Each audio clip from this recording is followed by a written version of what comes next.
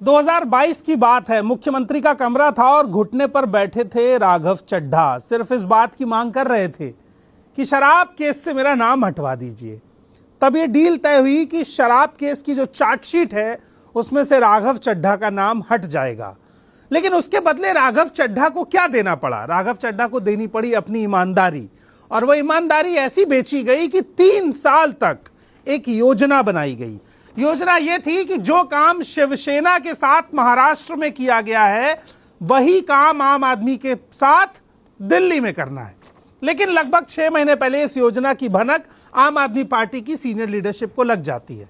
इसलिए वैसा काम तो नहीं हो पाता है जैसा महाराष्ट्र में हुआ, जिसे पार्टी हाईजैक कहते हैं।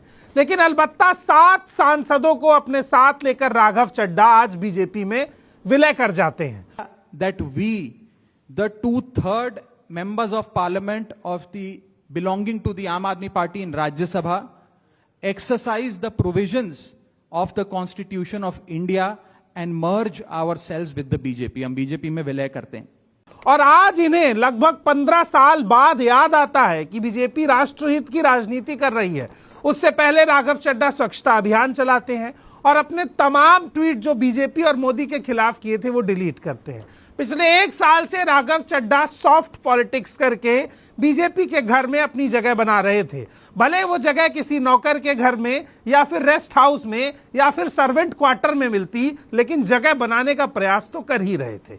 अब 7 सांसद लेके भाजपा खेमे में गए हैं तो छोटे मोटे मंत्री तो बन ही जाएंगे।